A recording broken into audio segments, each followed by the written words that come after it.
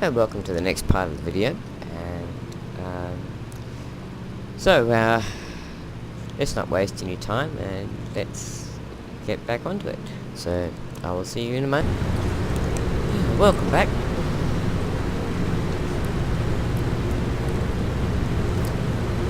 Must have lost about 3 seconds, I reckon.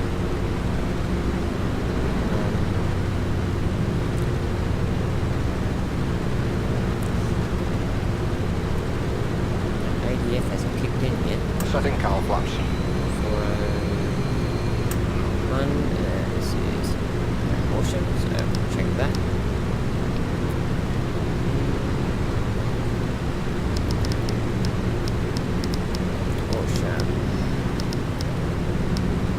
Caution, there it is, 401. So we're just out of range of that.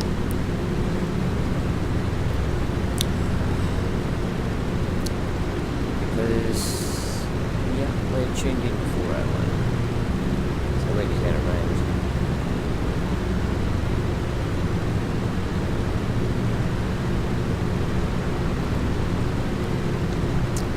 Okay, so let's just correct that heading then.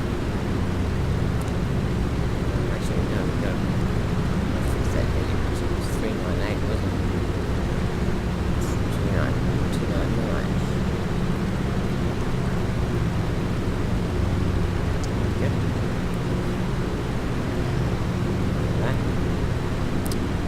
This is your captain again from the flight deck. We have now reached our cruising altitude.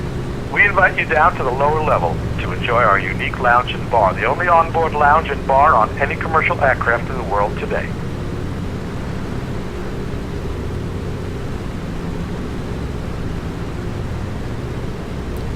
Grampian's coming up out there.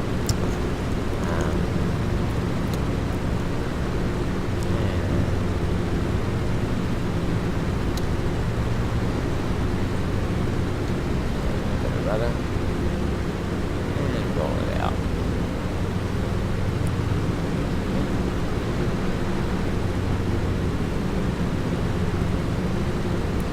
We're a bit off the track. No, actually we're not.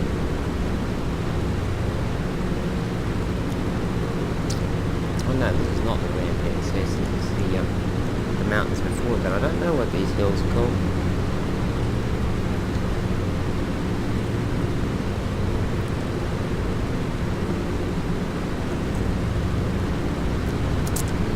Like listening to me drink.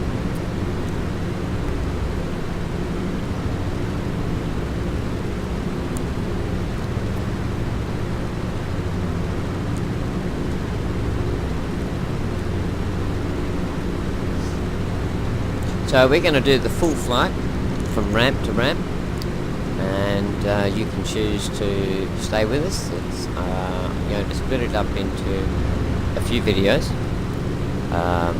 One of the reasons I wanted to do this is I wanted to correct some of the errors I've seen people do in this aircraft and in other aircraft, particularly related to flying. Mostly because, I think, because the people who are, the videos that I've seen were not pilots, and you could tell that they weren't pilots, otherwise they wouldn't have made such a mistake. And won't name any names, but there's lots of people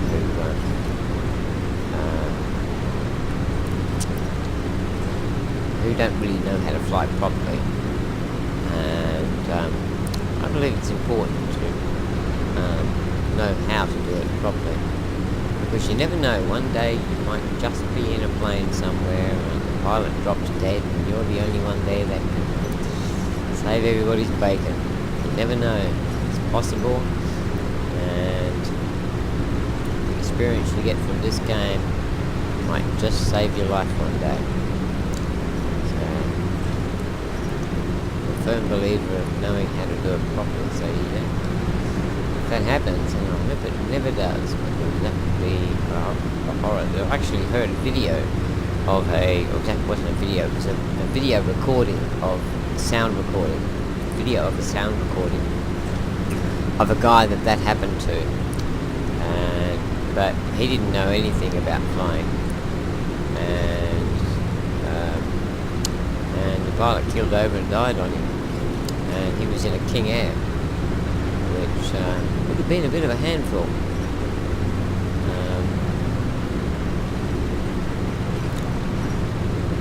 But he did make it, with the help of the controllers. It was funny because I listened to it, and halfway through it, I'm starting to think, I'm not too sure I want to hear the end of this. Because if it goes bad, I really don't want to be there and listen to it.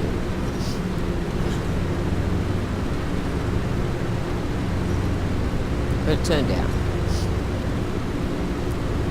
I guess in a dramatic situation like that, it's very difficult to pull yourself away. Because you want the guy to make it. Not that he's got anything to do with it. Just a moment, I'm going to take a sip of coffee. And I'm just going to mute you for a second.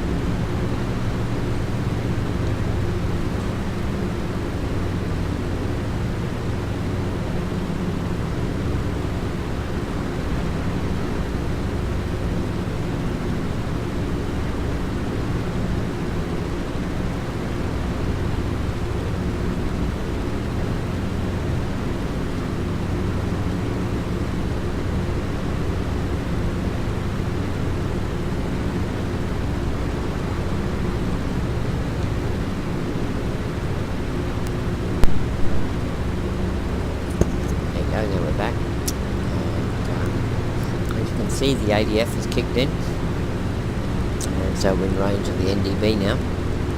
NDB stands for non-directional beacon, if you don't know. ADF stands for automatic direction finder, and we are exactly bang onto it. Got our course set properly and everything, so we're just about on track. So one of the reasons why I bought the GPS with me. I bought it with me for a few reasons. One, to show the power of this plane in its speed, and to demonstrate a few things about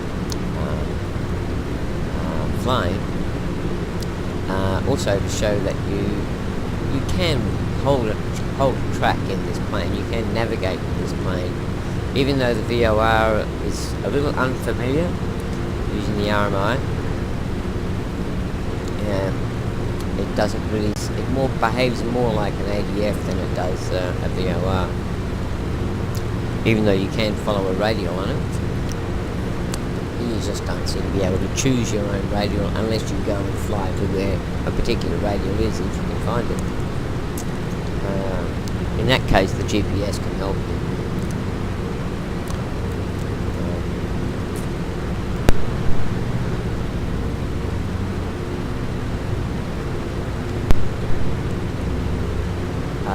One of the other things I wanted to, one of the other reasons why I brought the GPS with me was because Bombardier to Coach Zulu Whiskey, turn left heading 265, proceed on course, climb and maintain flight to show you the power of it, as I've already said, and because it is an amazing piece of kit.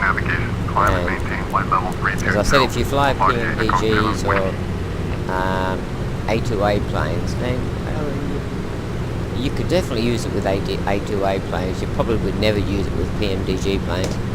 I used to do VATSIM a long time ago. Well, not a long time ago, about a year ago.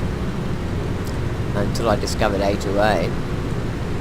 And the group that I used to do VATSIM with didn't really have a role for historic aircraft. So I left that group.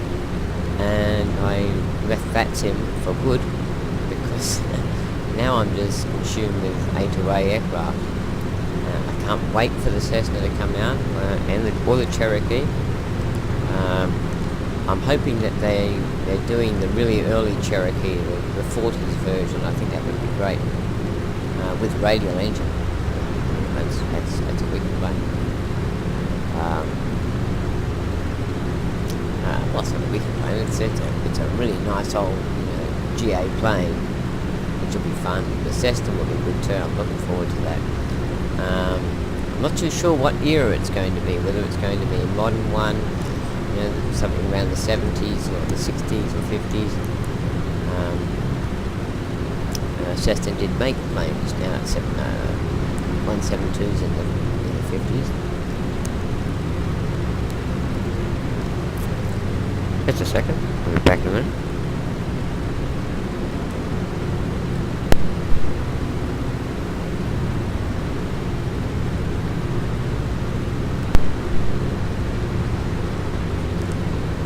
Just had to light my cigarette. This is such an amazing plane. The fact that all these systems, every time you fly this plane, you never know what you're going to get. And it just amazes me.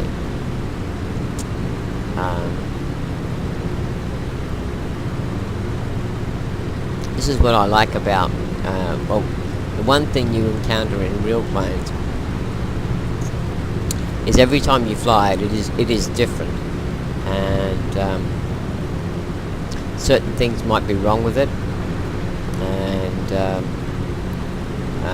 that most of the things that would be wrong with it would be minor, that wouldn't require it to be grounded,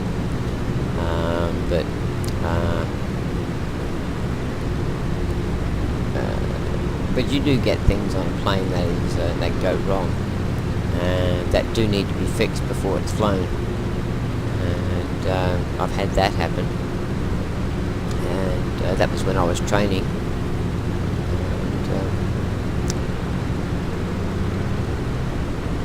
and that's why I love A2A so much, because it gives you exactly that experience, that particularly once you've been flying the same plane for a while on the same engines, you just never know what you get.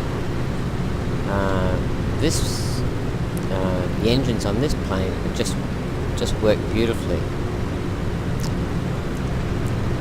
So the temperatures 219, 222. This one's always cool. This number one engine is always cooler than the others. That's 211. Must be a really good engine. Or it's just not making big enough bang.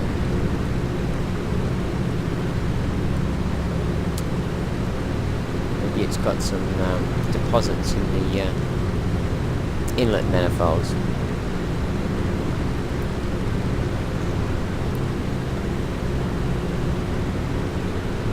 You can listen to me light a cigarette, who cares?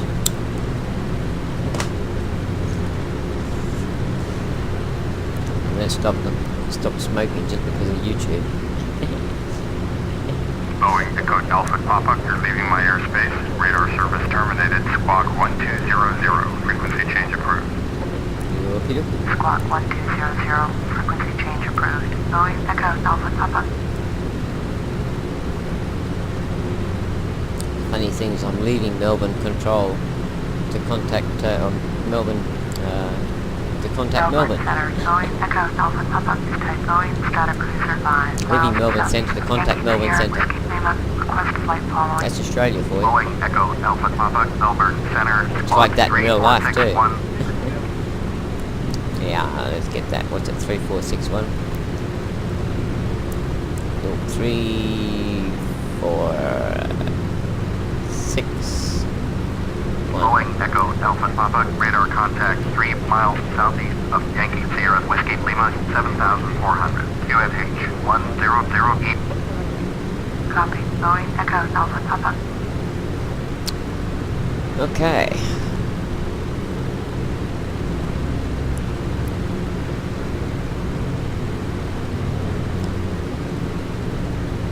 The only thing I would have liked to have seen in this aircraft is a little bit more distressing done on the cockpit and in the interior. It looks like it's brand new, and I would like to see it be a little bit more stretched and a little bit more beat up, like the outside of this skin that I'm in, which is the Qantas Empire Airways. It's the only thing that disappoints me a bit about it. It's very clean.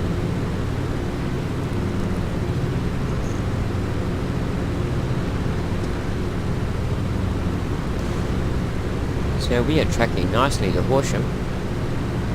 Bang on track. We're bang on our course. Bang on the ADF. George is doing a good job. If you don't know, the name of autopilot has often been, historically, it's always been called George.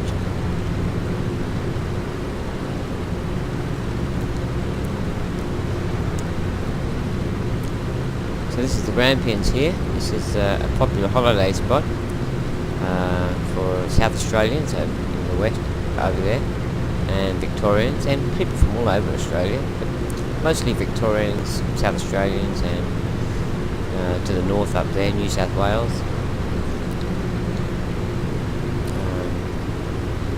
Obviously from my accent, I'm Australian.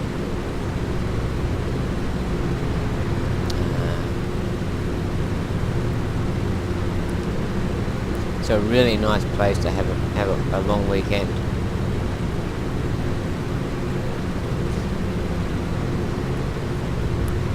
This is going really well. So one thing I am going to do is just going to check all my oil pressures and temperatures.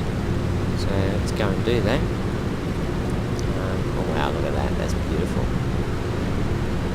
22.2 gallons, 22.2 gallons, 22.2 gallons, 22.4 gallons, 77, 77, 78, 78. Very nice. We've got 77 oil temperature, 77 degrees for engine 3, 77 for engine 2, and 77 for engine 1. And the cylinder head temperatures 219, 219, 222, and 211. He's always falling a bit behind. Carb air is all good. 37, 38, 37. It's a bit warm really, because he normally runs these at about 20. Even though it is a fairly warm day outside. What's the outside air temperature? It's about 15 degrees, a bit over 15 degrees, so I am surprised he's running those so warm.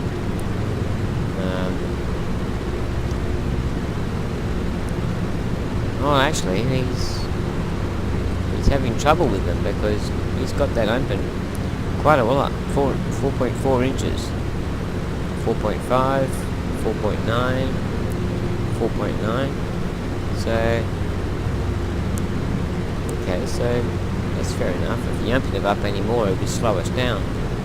So, for the drag, because if you don't know,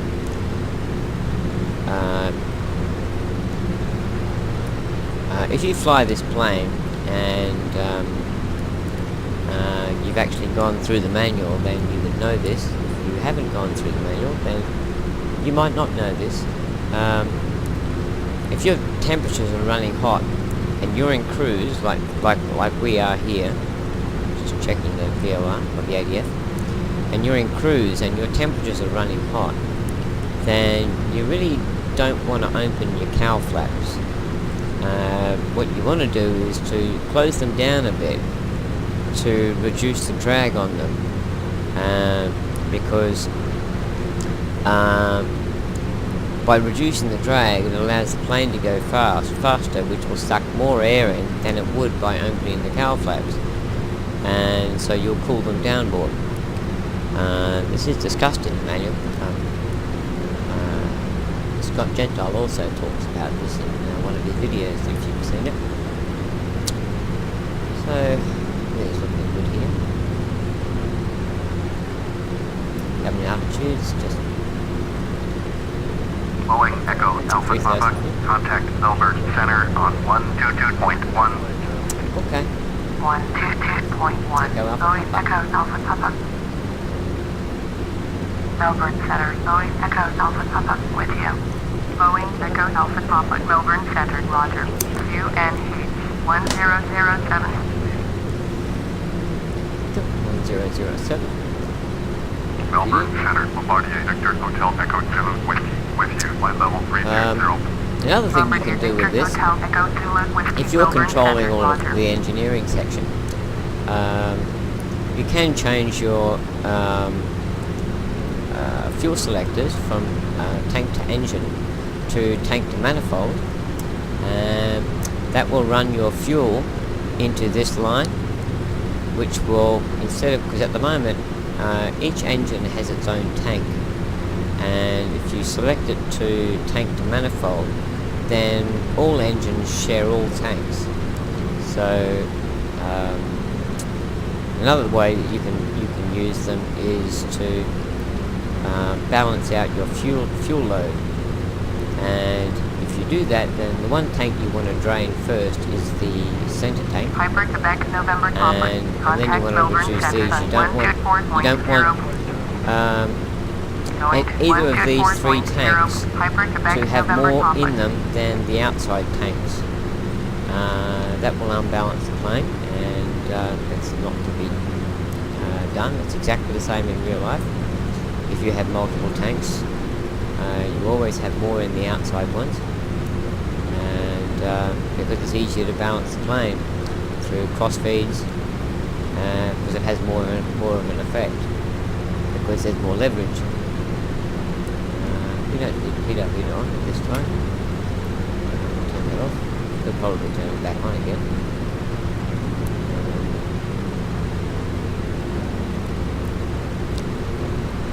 I like using the engineer because he's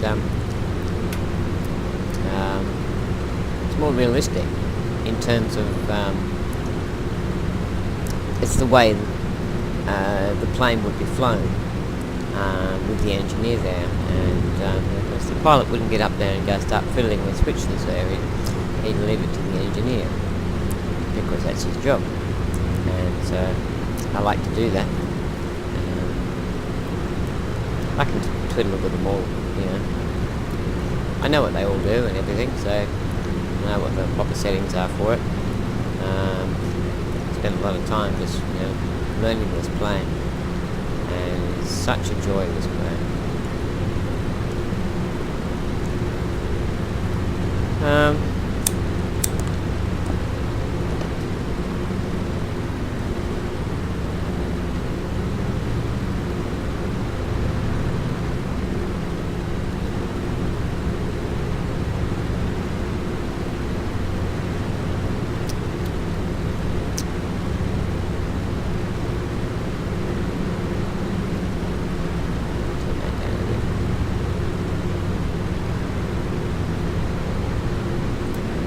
Yep, they're up and walking around.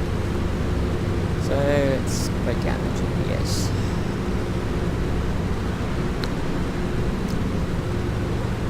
So you can see here, if you look at this, our airspeed indicator, we're currently showing about 196 knots indicated. Now, if you don't know, indicated airspeed is there's actually a few different types of airspeed. There's more speeds for an aircraft. There is indicated airspeed, which is read directly off the airspeed indicator. There's calibrated indicated airspeed, and true airspeed, and ground speed. A pilot usually uses indicated airspeed to and the QNH and the temperature to compute his density, altitude, and also to compute his true airspeed. And once he has his true airspeed, he can compute his ground speed. going to go into the maths of doing that. That's pretty simple to do. There's lots of tutorials on the net about doing that.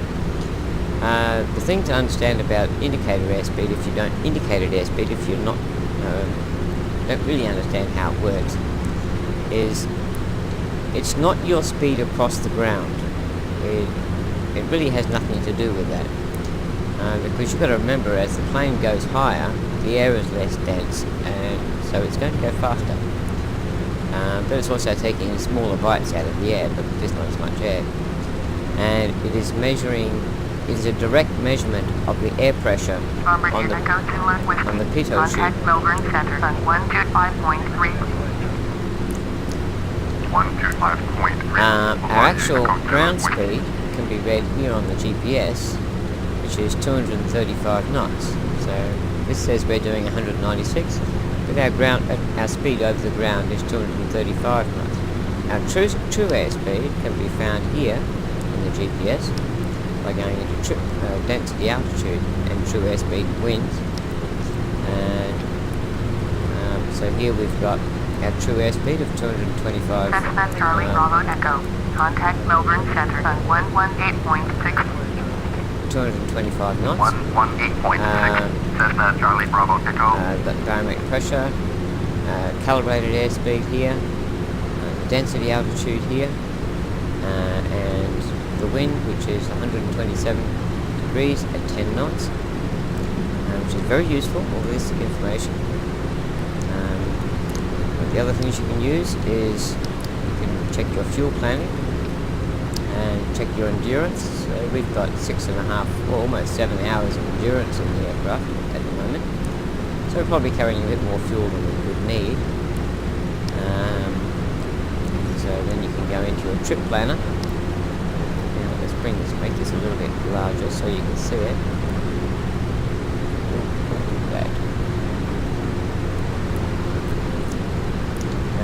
So go into the trip planner, and that tells us what our ETE is, our estimated time en route, and tells us what time we're going to arrive at in universal time.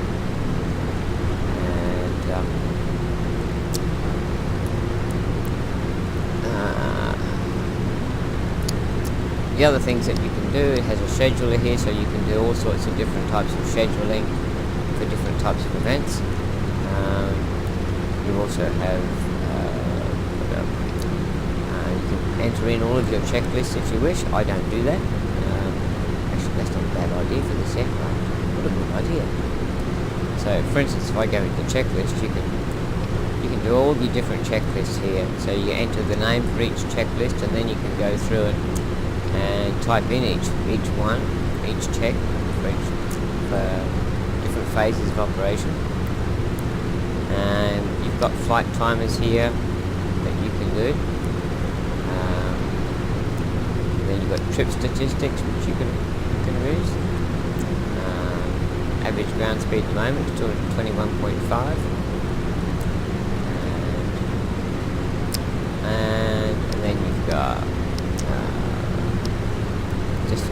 just different. These last three are more related to the real GPS. This is based around the Garmin 530 WAS trainer, created by Garmin to train pilots, and Reality XP has used the trainer to create an add-on for Flight Simulator. Then we've got different things like, so these three things are basically for updating the databases on the real thing. So now we've got different alarms that we can set up here, and then units. You set up all the units that you prefer, dates and times, backlights, nearest airport criteria, so you can decide what sort of criteria decide whether you've got the nearest airport, like minimum length, things like that. So if you've got a plane that has to get into it, then you can set the minimum length for it, which is very useful, particularly if you've got an emergency.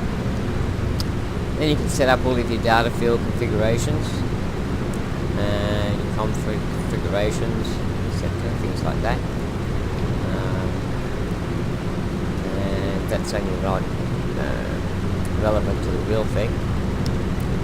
And then you've got your nearest, all your nearest airports, nearest intersections, nearest NDBs, nearest VORs, nearest user in multiplayer. I haven't seen that work yet though. Nearest control zone, nearest flight service unit, nearest airspace. So we go back, and then this is all the airport information. So we're going to Adelaide, so if we type that in, YPAD,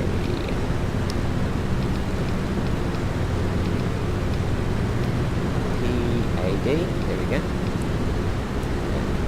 So elevation of 20 feet, airport configuration, all the frequencies,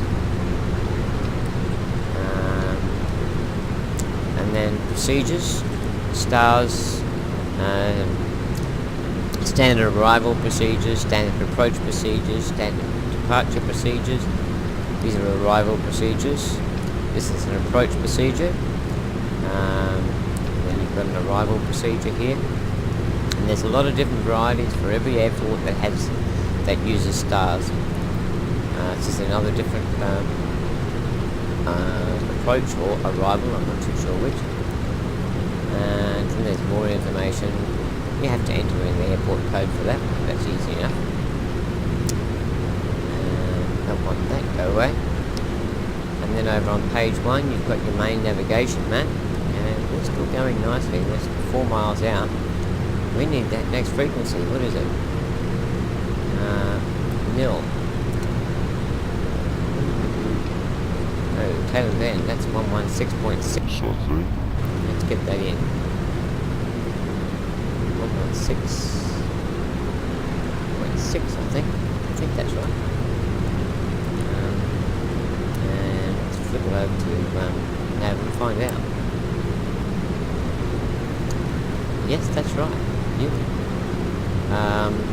Just a second, I've got a turn coming up. That's our course going to be 291. Let's get that done.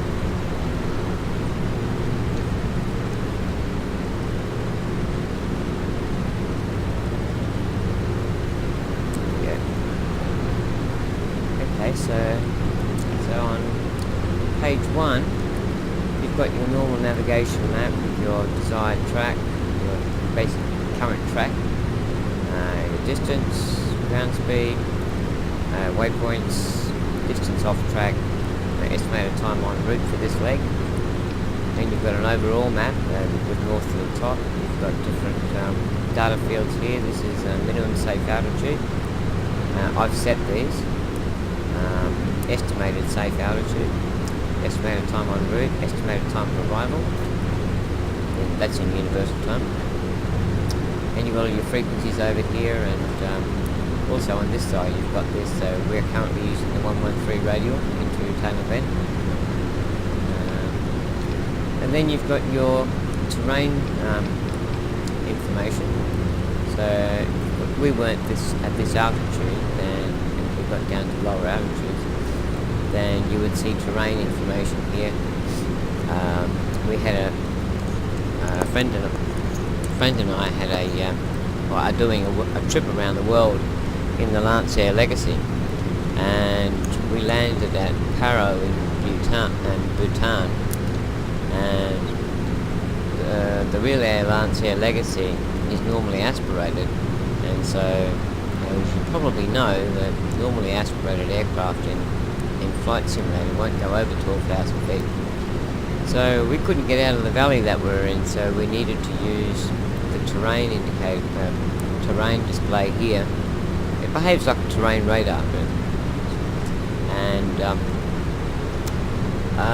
and we had to valley find, just fly valleys to work our way out of the Himalayas.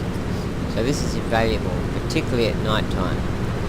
I was flying an IFR flight 2 nights ago, and it was an air hauler flight, and I was on an IFR flight, and in Washington, in America, the state of Washington, which is very mountainous, and they descended me down to approach altitude and promptly tried to crash me into a mountain because they wanted me to go down to 3,000 feet, but I had a 7,000 foot mountain right in front of me. So it's a lot of reason why I don't use IFR ATC in Flight Simulator very often. Then we've got all our frequencies again for easy access on page 1, and then we've got your satellite information. As we get closer, we'll go into some of the other things that this will do, but one of the other things it will do is you can use this to calculate your descent point. So you set a target altitude of 2,500 feet, the distance before a particular, say before Adelaide, so in this case 99 miles out, it will descend at 500 feet a minute. It won't do it, it will tell you then when it's time to do it. So that's a VNAV profile.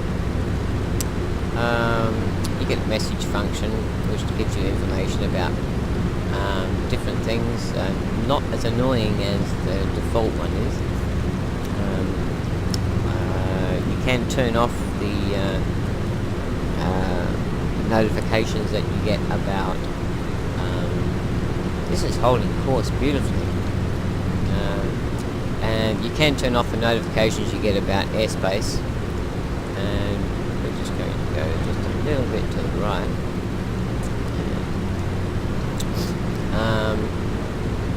Yeah, and of course your flight plan, you can save your flight plans, and you can do a range of flight plan operations. Set that back. And so if you go into flight plans, there's different things you can do. You can copy a flight plan and basically save it. You can invert a flight plan, so instead of going, in this case, from Melbourne to Adelaide, it would invert the flight plan and make it Adelaide to Melbourne if you wanted to go back. You can set your approach on the flight plan. You can there's so many things that you can do,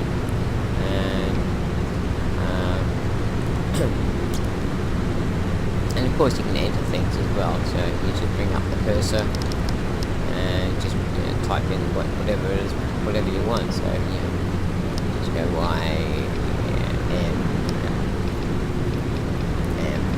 YMML, so that's Melbourne International, but we're not going to go there, so we're just going to forget that. And flight plan. And so it's an extremely useful piece of kit if you fly anything other than A2A, even with A2A. If you're not big on navigating with these sort of instruments. They're probably not very useful for PMDG because the flight management computer can just about do everything that can do and probably more. But in any other aircraft it's extremely useful, particularly the standard type planes, like Carinados and things like that.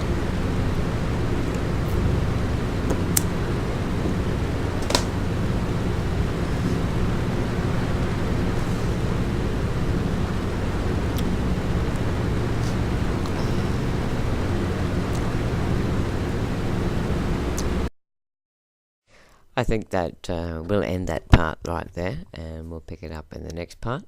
And so I hope you've enjoyed this part, and come back for the next one. I think there might be 1 or 2 more parts. I'm not sure. Will definitely be 1 more. I'm not too sure if there'll be 2 more. And so I will see you then. Bye bye.